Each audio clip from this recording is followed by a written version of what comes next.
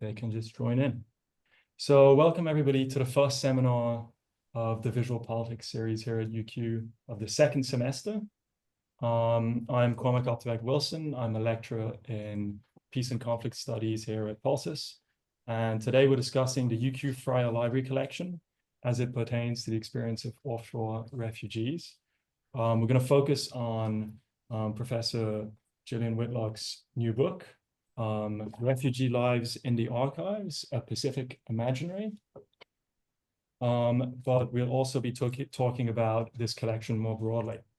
And I'd like to note that Professor Roland Bleicher, who is in the audience there, was supposed to join us in person, but has come down with a case of COVID. So to protect us all, he stayed home. And he caught it actually on his trip home from Europe, where he was the keynote at BISA conference in Sensing World Politics, co-authored with his late wife, Associate Professor Emma Hutchison. And I think a lot of you in the audience will find that very interesting. You can find it on his YouTube channel. Before I go any further, I'd like to begin by acknowledging the traditional owners of the land on which we gather here at UQ, the Yagara and the Turrbal people.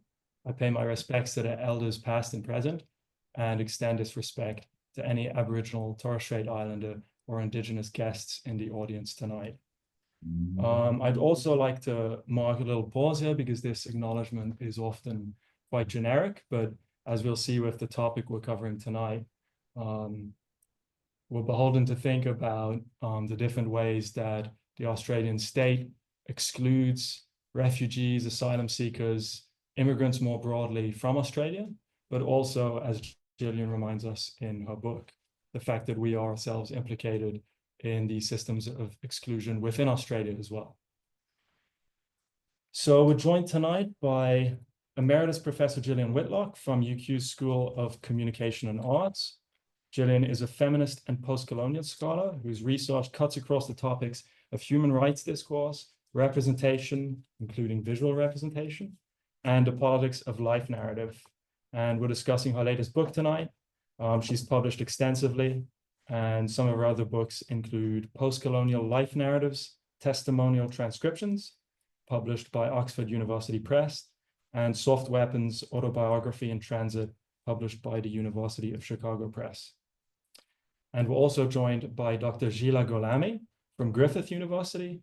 She's been a Friar Fellow since 2024 and is currently conducting research on the UQ Friar collection, which is the collection that Gillian has written this book about.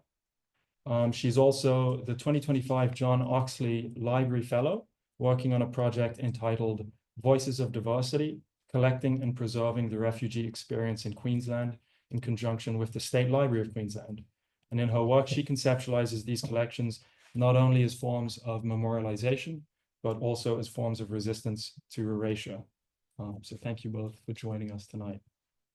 Really quickly, the format of this session is the same as it always is. We begin with half an hour discussion between me and the two guests, and then it's followed by half an hour Q&A with the audience in the room and online as well.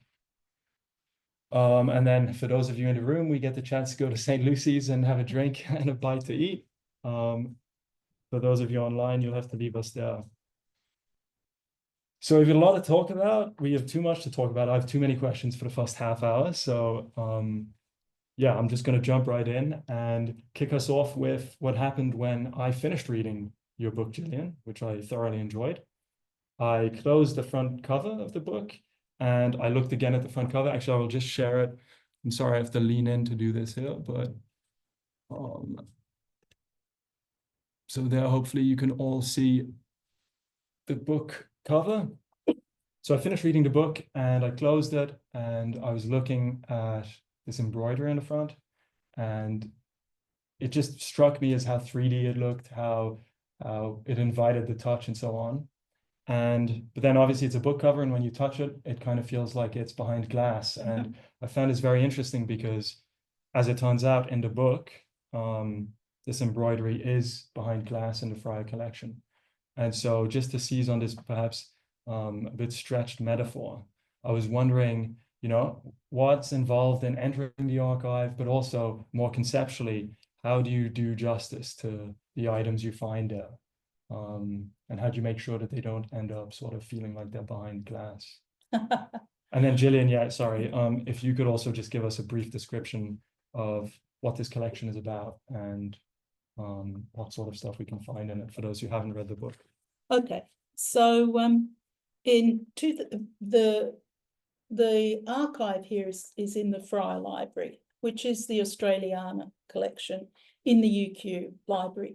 One of the things I do in the book, maybe I should say this at the outset, is I materialise this space that I've worked in. So the researcher who writes this book obviously walks out from a School of Communication and Arts, and she walks past the University Art Museum, where some of these photographs were remediated and displayed in a collection display called Protection. On the other side is the Faculty of Law, where some students work with these asylum seeker letters every year. Further on, I finally get to the Fryer Library, and one of the things I do, and life narrative scholars have started to do this in several books, is the librarians are there. So named librarians give me things and encourage me and in fact meet and talk with me as they come past my desk when I'm looking at things like embroidery or letters. So they're very much part of the story. I materialise the library and this space. And following some work, there's a project here on refugee studies called Deathscapes. And they talk about the impact of working in these collections where you come against such traumatic accounts of being in detention. The Deathscapes project on their online home page have a space where you go for respite. So I came to think of leaving the Fryer Library and walking out into the green space, which is at the centre of UQ here, as a kind of respite space after coming out of the collections. And I mean, working with the materials the asylum seekers have produced from the offshore detention centre on Nauru is the focus of my book. So my book begins with me saying that I was just, I was an academic on the library council advisory board when the then Fryer librarian said, we've been given a gift. And this was the Burnside-Durham collection of materials from the asylum seekers on Nauru, 2001 to 2006. So this included the textiles you're looking at are from the Burnside-Durham collection, a vast collection of letters that were exchanged in the Rural Australians in the Spare Rooms for Refugees initiative. And there was also a vast artwork, which we might talk about, called Civex by Kate Durham. So that was one huge collection. And there weren't a group of scholars here waiting to work on these materials. And then a year later, another, I think even larger collection, certainly a larger collection of letters came from the Rural Australian for Refugees campaign, donated by Elaine Smith. So the university has two vast collections of textiles, photographs, letters, maps from asylum seekers who were detained on Nauru from 2001 to 2006. But of course, and you know, when I was first working, I decided I would try and work on these archives. And when I was working, people would come up and say, isn't it good that that's in the past? You know, this is now over, it's done. But of course, there was another round of offshore detention under Operation Sovereign Borders. So this was really a task that, you know, I then had to expand the horizon of my research to speak about that second generation, which was quite different. They had access to digital technologies. They had an extraordinary author, Baruz Bachani, who became, you know, an international celebrity for writing about his experiences on Manus. So that was something else that was quite difficult for the book to manage. So a number of the chapters I segue across to that second context of what happened in the second generation of the camps, but the archive is all from the first generation. And this blouse is the first thing I wrote about. And yes, it's because it's in a bamboo frame and it says, look at me, look at me. You know, it's an artifact which draws your attention. And I first gave a paper on it in 2010 at a conference in Los Angeles. And just by an extraordinary coincidence, someone who heard me speak could put me in touch with someone who would likely know the asylum seeker who had stitched this, who was one of the asylum seekers sent back to Afghanistan. And so by an extraordinary series of connections, I am the only asylum seeker who is involved in my book that I correspond with is the young Afghan man who stitched this blouse. And he now, I have to be very careful not to use his name because, I mean, he uses Messenger, so it's a bit hard not to just use his name. He now has a wife and family. He lives in the Hazara diaspora and he has an embroidery shop. Yeah. I'm not going to say where he is. But yes, he's in the diaspora. And so, you know, he's of course delighted that his work was featured here. And unfortunately, he raised his hopes that he could make another claim for asylum, and because he'd been recognised, you know, by a scholar, yeah, that would help. So that was difficult. So this is where I begin to experiment with object biography, which is what my book does. I mean, how do you write about this textile? So the first thing I do is talk about the fact that it's framed and it says, look at me, look at me. And that's probably why it was the first thing I tackled. And well, I'll be asking you a lot more questions about the agency of objects. Okay. Before we get there though, Zhila, how would you approach this kind of archive? Well, this is Gillian's book, and I'm not going to talk too much today, but about my experience of entering the archive. Actually, for me, entering the archive started with a sense of joy and curiosity. It was my first archival research and experience, but from the very beginning, I noticed that this is not something just, feelings of joy and curiosity, and it was beyond a physical experience.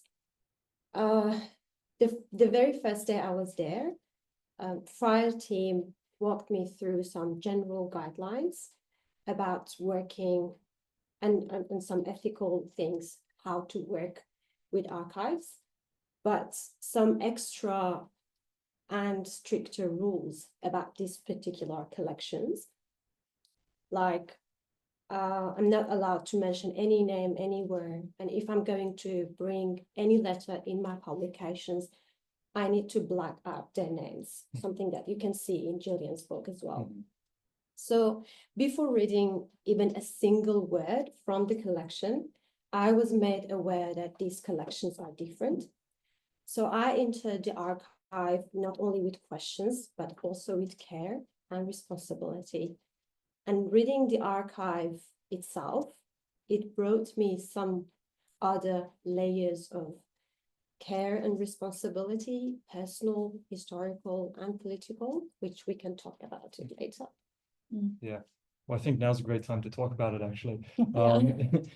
Gillian, in your book, you talk about, you have a great quote on page 53 where you say, because an artifact is in the archive, it does not mean we have a right to look. And so that immediately I was wondering, well, you know, there's all these items in the archive. Obviously, in some sense, it sounds like you both think that there's a political imperative to talk about them because, you know, in some sense, a wider audience needs to know about them, needs to know about these stories. But at the same time, how do you balance that with doing justice to the items that are there? How do you go about treating them with the kind of care, especially there are some items by children and so on, including a letter that I will show everybody now.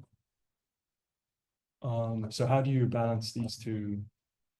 Well, I mean, as I've said, these are vast collections, and I think this is the first time two people have researched on at the same time. The researchers were not here to work on them when they came. They weren't something that the Friar went out looking for. And so for me, you know, the sources that I used to locate myself in the book, which I'm very specific about in the introduction, they hadn't been published then. Mm-hmm. So I talk about the three things that I lean on in working out how I can enter the archive and write about it in the way I do. And the first of these is Michael Rothberg's book, The Implicated Subject, where he talks about vicarious responsibility for writing about these things that are done in our name. And that's my situation. You know, I myself was a migrant, but, you know,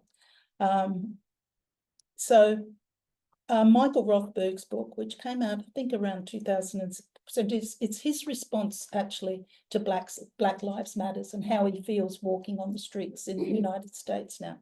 So the implicated subject is very important in my sort of arguing how we occupy histories and structures of racial privilege. And, you know, that is something that weighs with you as you enter.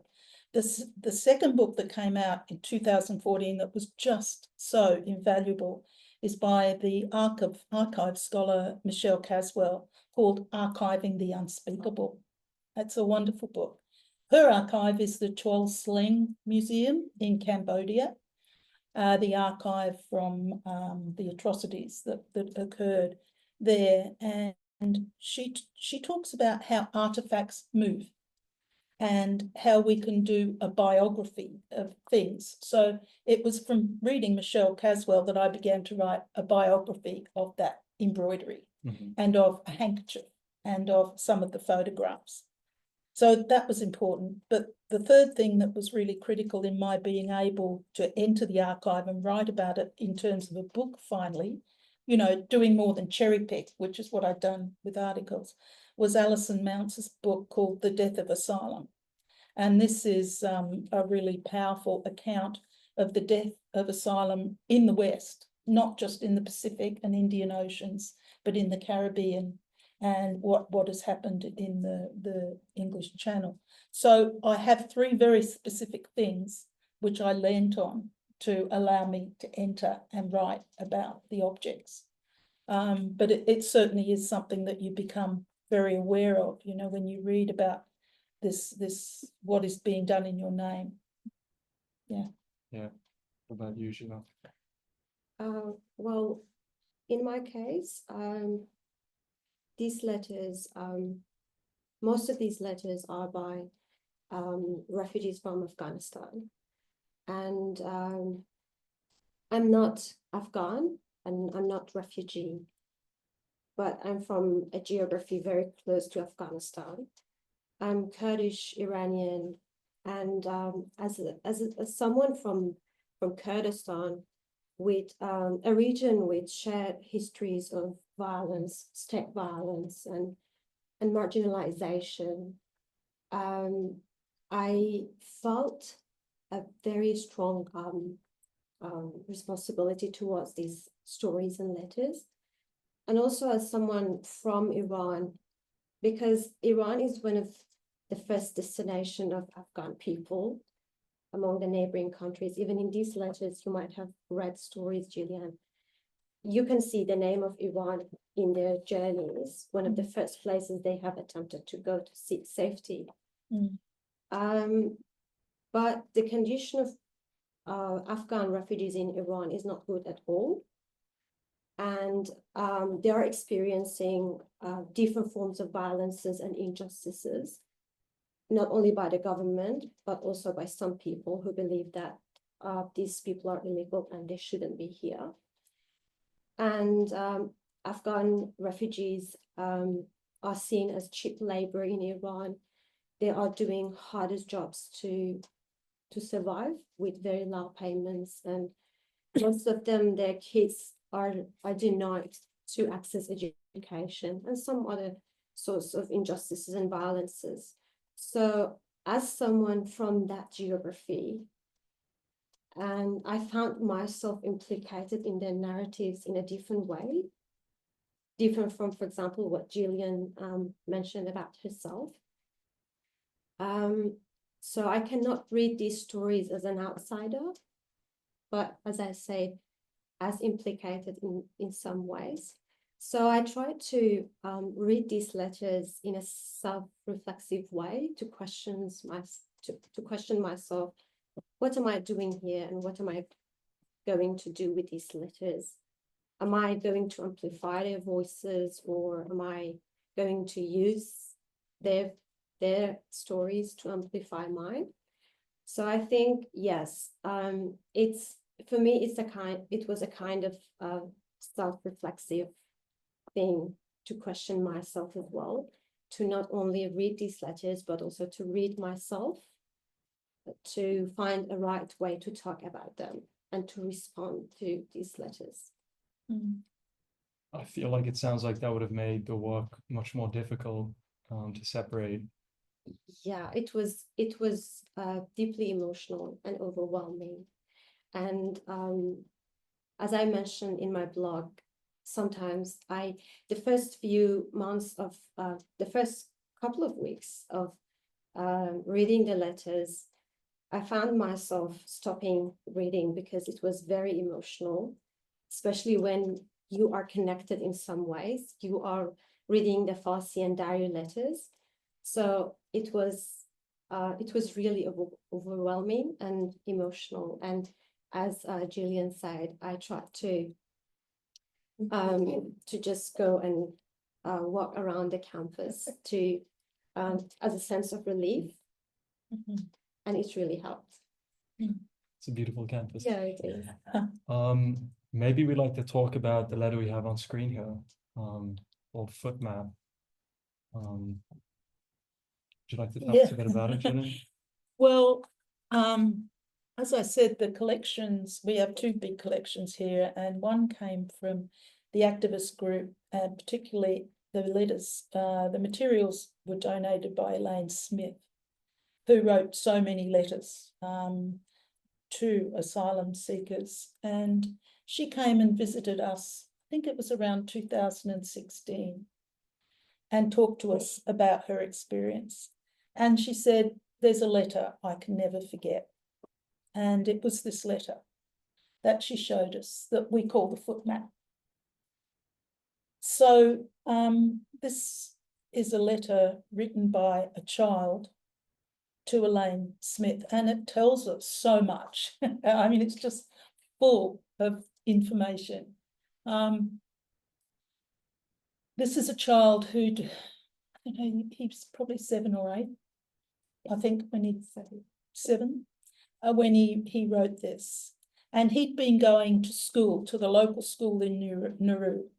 So he'd had the opportunity to learn English, but his family, his mother, father, and younger siblings couldn't speak English. So the subject of this letter is a brother was born in the camp, and the brother's beginning to walk. And the camp on Nauru was on what was once, I think, a phosphate mine. The tailings, the very sharp white tailings, were still on the surface, and it was impossible to move around the camp without shoes. So this child was just beginning to walk and had no shoes. So this is a letter to Elaine Smith saying, could you please send shoes? Here's the size of my brother's foot. And he's actually drawn around the edge of his brother's foot. But if you read the letter, there's a terrible story in here that he writes about how his father is suffering and how in their family there is violence because his father is one of the number of Afghan men who have just been simply tortured by their experience that led them to get on boats and take their families away, by their experience as a minority group, but also by now several years in this camp where there are rounds of processing, but so few are accepted. And by this stage, so many have accepted repatriation and gone back to Afghanistan.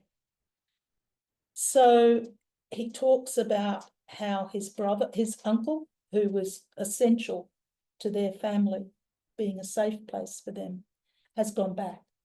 And so he no longer feels safe. His father is so troubled, and he asks for help. The other thing we know about this foot map, this letter, is that this child was constantly writing letters like this, because we see correspondence amongst the activists that is in the collection.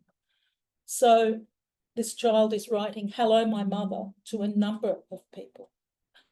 And this is how they were desperate for things like shoes, clothing, fabric, so his mother could sew clothes for them.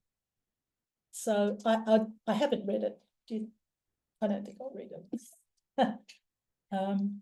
So you've also found this letter hard to forget, in a sense.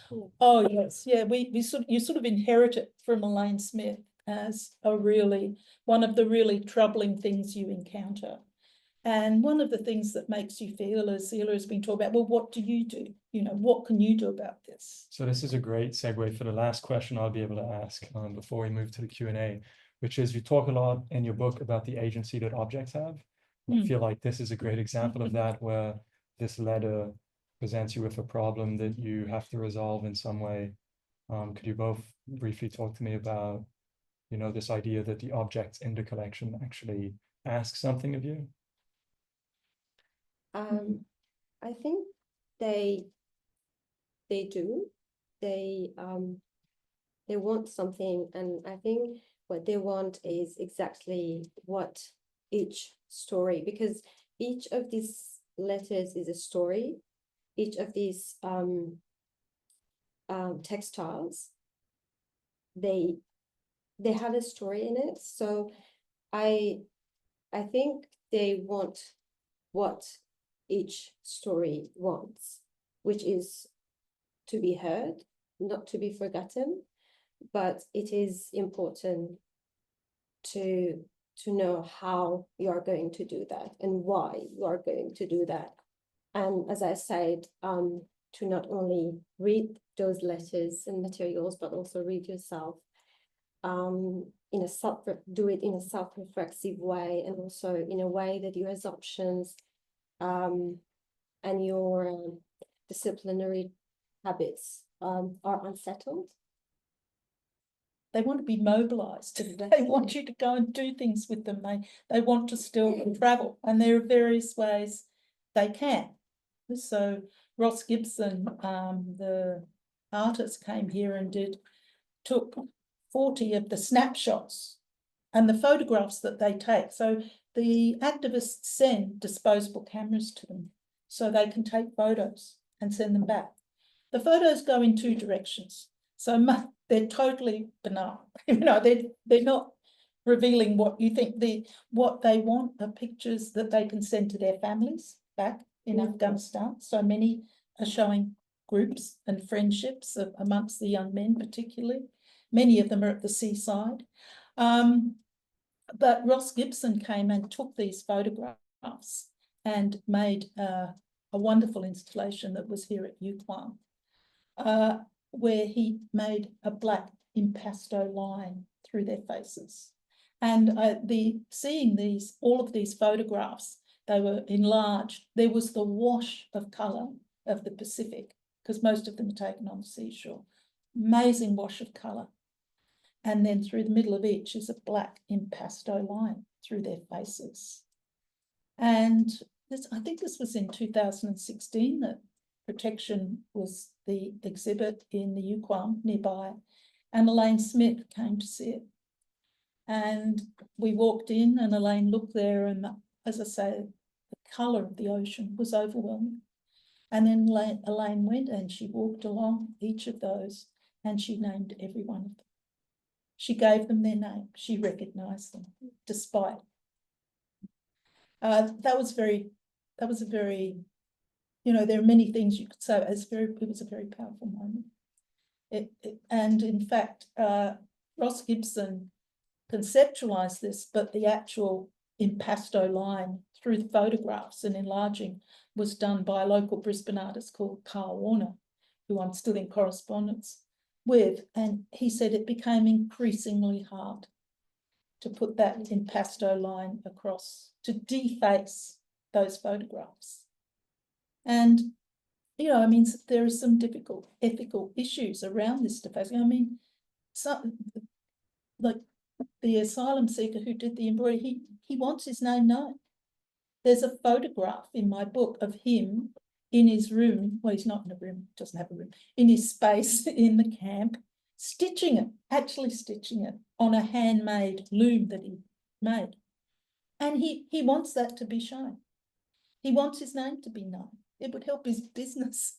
And the ethical clearance issues are just, you know, we are not able to identify him. And the reasons for that in many cases are justified, but sometimes it is, as Ross Gibson was saying, it's a violence to obliterate them in that way. So we were talking just before that maybe we'll try and have protection, an exhibition of protection again. On that note, I'd like to open the next section of the conversation, the Q&A. So anyone in the room here who has a question, or online, you can raise your hand, and in the room you can raise your hand as well, I guess. Any questions? Did you want to stop screen sharing for now? Might be able to see you better.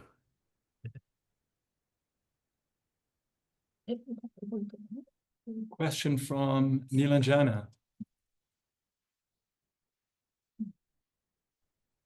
Hi, I just wanted to ask Gillian whether this is an archive, or is it a counter archive, or is it an archive?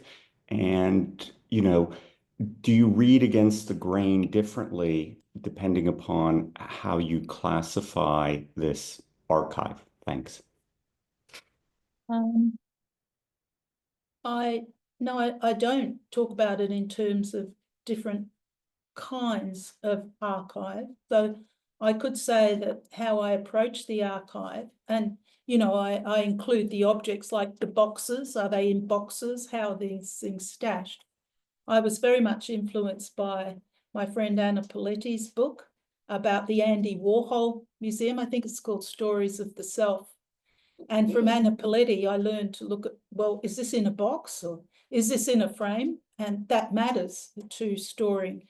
And also Michelle Caswell does that. Michelle Caswell, Archiving the Unspeakable, talks about the career of objects in archives and how they might move out, but then they have to be taken back. So that they are the influences on how I conceptualize the archive. Yes. Thank you. You might have to speak up so they can hear you. Thank you, and I apologise for being late, but it's quite important. We're currently hosting an exhibition of Hiroshima and Nagasaki in town, and a part of that is drawing a lot of materials from the Hiroshima Peace Museum, putting them up, and it's that question of what do you show, what's possible. We've got school children coming through the exhibition.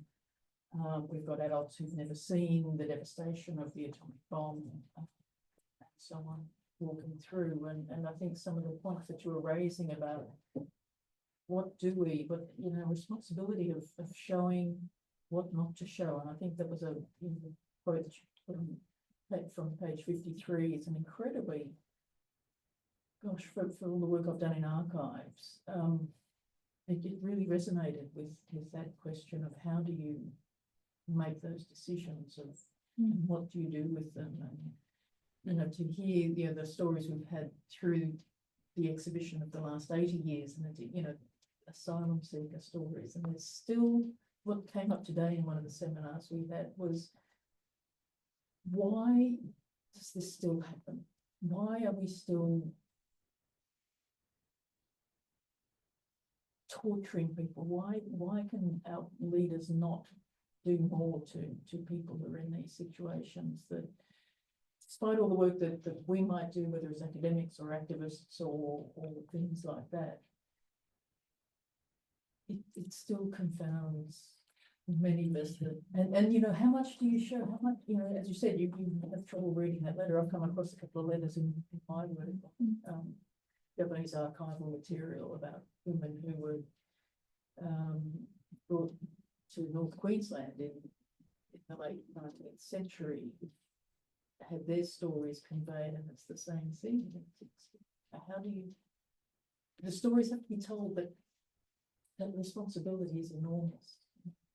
Well, when you talk about Hiroshima, I immediately think about haunting, because when I went to Hiroshima and saw what was there, and we came out from the exhibit, we really didn't know where to go or what to do. We were just totally confounded. And I still have at home some of the little birds that the children, the little cranes. You know, I mean, I've never forgotten the impact of going there. It was, and as Zhila and I have said, when you leave, always, you might go and work in the Fry for 4 days in a week, you always leave there feeling a burden, feeling a responsibility, which you don't know how to make an adequate response to, but to not speak of it at all is not the answer. But Like some people get that feeling from just reading your book, you know, some of the stories you share. Yeah, it's not a comfortable read. good. Oh, thank you. Yeah.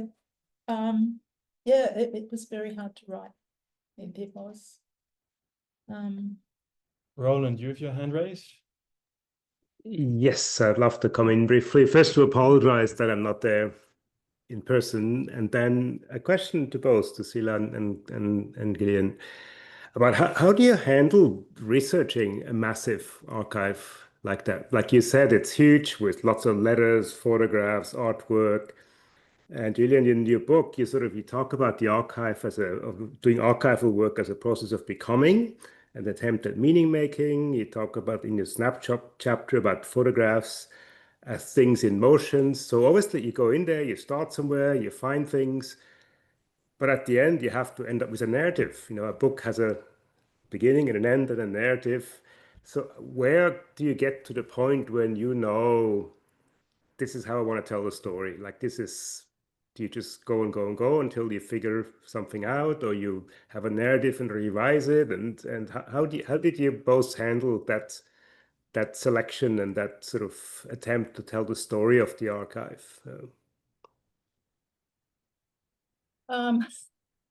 Well, when I said that there were those 3 books that enabled me to write it, Archiving the Unspeakable and The Implicated Subject, you know, I couldn't have written it at all without them, and they all came out relatively recently. And before that, I'd only been able to cherry pick, you know, pick individual things and try and write about them. So having scholarship that sort of helped buttress what I was doing made it possible for me to write the book, I suppose. But, you know, we're looking at this as having taken me more than 10 years. You know, I've done the cherry picking, the articles, but the book, it took a very long time to begin to pull it together. Yeah. For me, I remember when I started reading Kate's collection, the very first box, each box, there are several folders in it. And in each folder, sometimes just 1, 2, 3 letters, some of them 20, 15 letters. When I started reading the first box, I still have my notes. I have 45 pages of notes for that first box.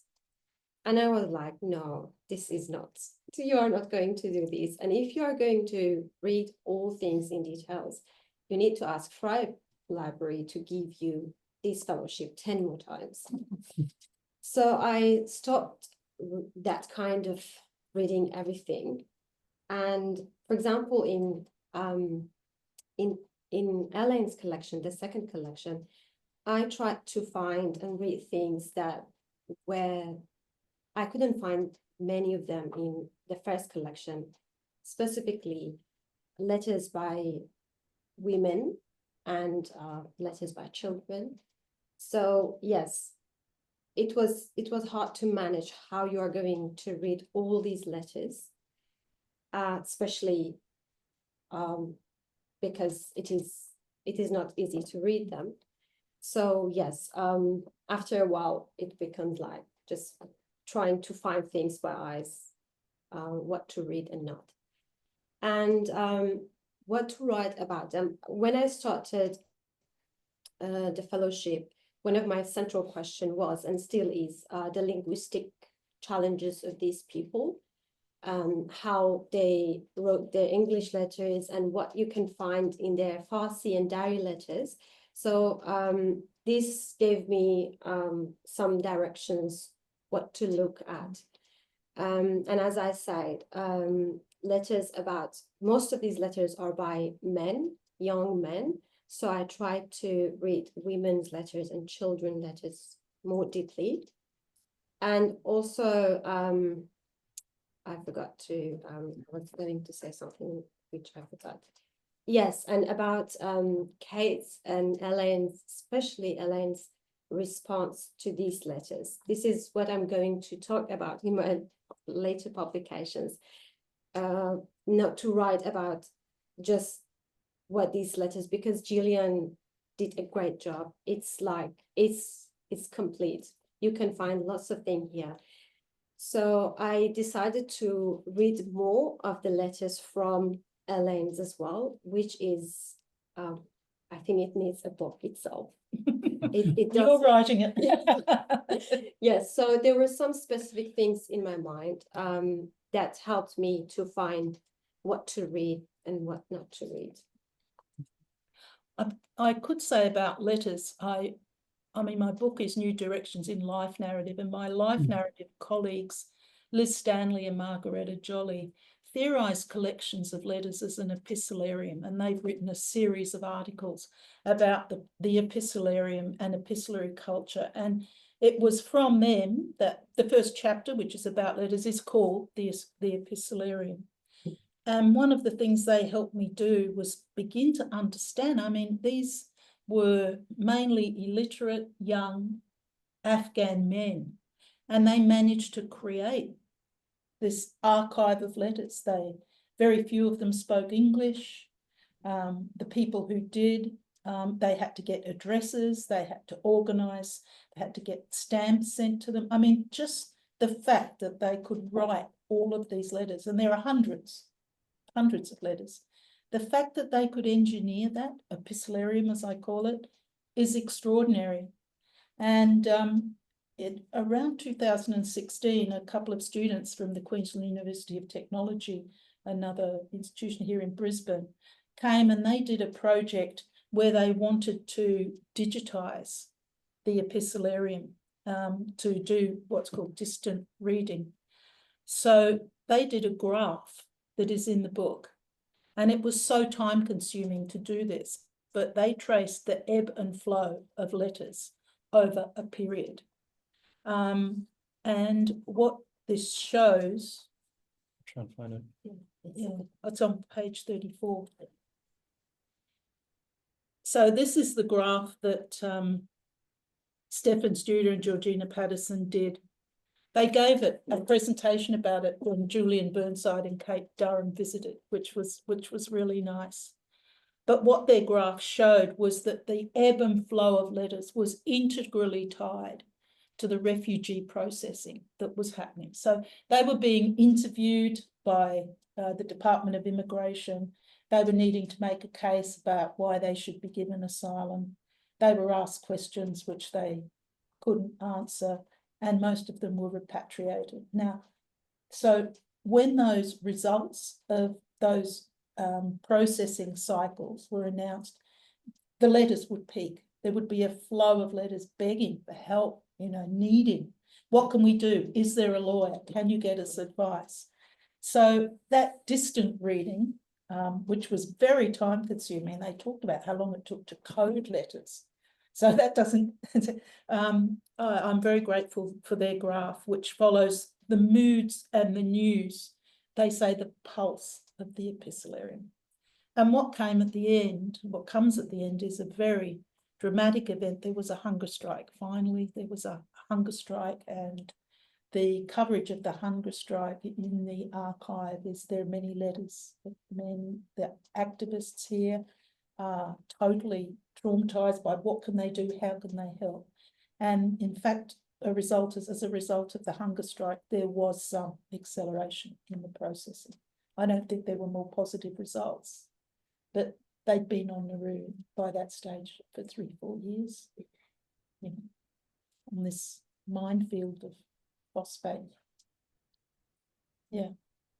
Carol, would you like to ask your question? Yes, Cormac, thanks. This is a very successful double-hander, and it's prompted a lot of thoughts. So, and I have two. One's a thought and one's a question. I think there's a scope here for a kind of world history of detention centers that become schools and universities, and where people really learn things and develop all kinds of skills. So I was thinking back to Tsarist Russia in the 1880s and 1890s, where the world's greatest Marxist universities were created in Eastern Siberia for all the exiles that were all there. And there were, you know, so there are lots of instances of that. So if you think about the space and the incarceration and the time in that way, which isn't to erase, obviously, what else goes on, it is quite remarkable and quite intense. So the question is really about what's going on now and what's in the present, and how this work and this discussion and the academic publications, the exhibitions and the installations, and out of the archive and more into the museums and the public sphere. I'm just curious whether any, well, what the local press reaction has been, because we read in the international press from time to time stories from Nauru and, you know, various other places, and then that disappears in the press and media. But in terms of Australian politics, I just wonder if any local people, groups, politicians have picked this up. And the test is not whether, you know, the policies are dropped next Tuesday, but the kind of political public opinion that's built up. So is there a story about the politics, which could of course go either way? I mean, are these things met with hostility and dismissal? Or do some people see some kind of light, perhaps? Thank you. Sorry, did you say light? Light, yes. Look, I mean, I don't think it's a coincidence that we've written this from Brisbane. You know, we're at a headquarters here. Asylum seekers who are mortally ill on Nauru are flown to hospitals here. Fresh water for Nauru is flown out from Brisbane. Food is flown out from Brisbane. The contractors who are responsible for running the detention centre on Nauru are headquartered here in Brisbane. So, you know, I've talked about the implicated subject. We could also talk about complicity. Asylum seekers have been held in hotels downtown Brisbane, and those who die are brought for the Queensland coroner. So we are deeply implicated in this. There's been a strong sort of resistance movement against this, but no, you know, a change of government doesn't produce significant change in approaches to this issue. Do you think that's? Yeah, I think, yes, we talked with some activists such as Freddie. She mentioned the same thing, that the significant role of Brisbane in these stories. And if I'm not wrong, there are still people in our Yes, yes. yes, there are still people in our and in other refugee detention centers. And the question that she asked, why still these things are happening, that I think we cannot find an answer for them. The two collections are from two different campaigns. One, Rural Australians for Refugees. So there are two large collections from that campaign, and the other is in the National Library in Canberra. So we have one large collection, there's another. And the other was the Spare Rooms for Refugees campaign. That was organised by Kate Durham and her mother. So they came to the Fryer Library under what's called the Cultural Gifts program. They were gifted, and I'm not, that does have certain implications in terms of tax and finance and so on that I don't know about. I was, when I said I materialised the library, the librarians are there and working with me, and the librarian who went and collected one of these collections, Jeff Rickett, I said, I wonder what Elaine Smith felt when you took all of these textiles, letters, boxes. I wonder what she felt. And he said she felt relief.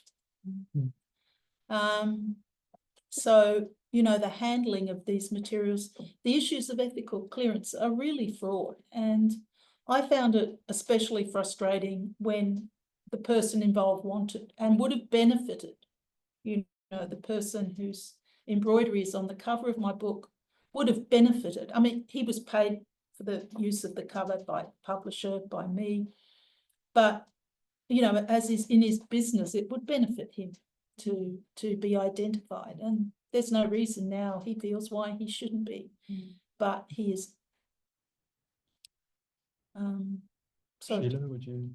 Yeah, exactly. This we discussed this earlier about these ethical issues. Part of this is understandable. UQ policies for any institution is to protect these people, or if someone later comes and say, why did you show my face? Why did you check my letter, my name? Because there are some personal things in these letters. So part of this is completely understandable, that these policies and that these ethical things are to protect these people. But we can see that these people, like this person that Gillian talked about, despite his consent and despite his continued agency, he is still subjected to institutional systems and systems that does not recognize his wish to be seen and to be heard. But this is something we cannot do anything about. They're very strict about this. Such a shame. Yeah, It's people who want to have their. Yeah, it's interesting though. So you use the word protect there a number of times, and the Ross Gibson Carl Warner installation is called Protection, where that impasto line where their face is blacked out. That's precisely what that expert is trying to get to. And so interesting that Elaine went and restored their names to them, at least during their visit. Yeah. That's pretty much all we've got time for. We're a minute till the end. So I'd just like to take that minute to thank you both for having joined us in the seminar series and having given such a great talk, and potentially for helping me set up an exhibition here with the photographs if possible. And thank you all online for having joined us.